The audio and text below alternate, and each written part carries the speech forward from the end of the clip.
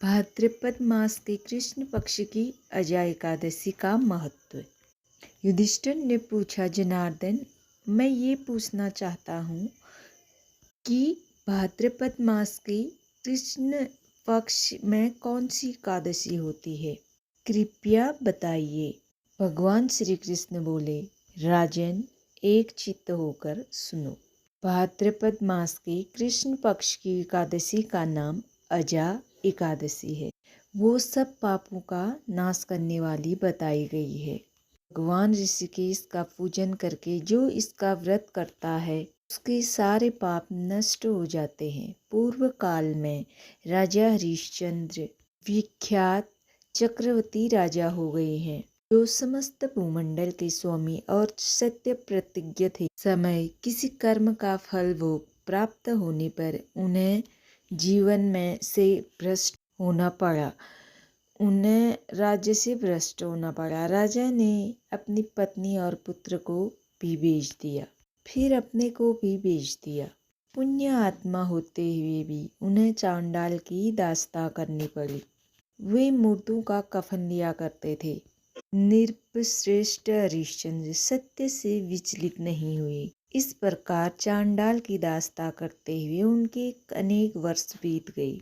इससे राजा को बड़ी चिंता हुई। वे अत्यंत दुखी हुए और सोचने लगे, क्या करूं और कहाँ कैसे मेरा उद्धार होगा। इस प्रकार चिंता करते करते वो शोक के समुद्र में डूब गए। राजा को शोकातुर जानकर महर्षि गौतम उनके पास आए। उन्होंने श्रेष्ठ ब्राह्मण को अपने पास आया देखता हुआ नृपश्रेष्ठ उनके चरणों में प्रणाम किया और दोनों हाथ जोड़कर गौतम के सामने खड़े हो गए। अपना सारा दुखमय जीवन समाचार उनको सुनाया। राजा की बात सुनकर गौतम ने कहा, राजन, भादव के कृष्ण पक्ष में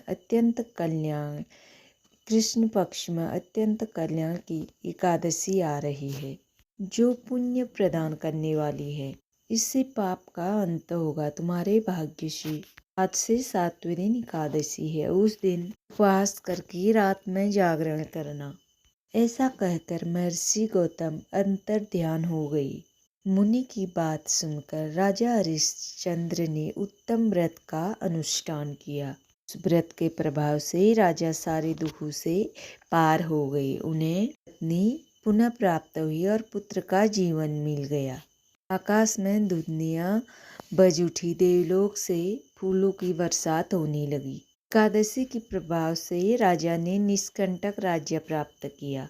अंत में पूर्वजन तथा परिजनों के साथ स्वर्गलोक को प्राप्त हो गए। राजा युधिष्ठिर, जो मनुष्य ऐसा व्रत करते हैं वे सब पापों से मुक्त हो स्वर्गलोक को जाते हैं। इसको पढ़ने और सुनने से अश्वमेध का फल मिलता है।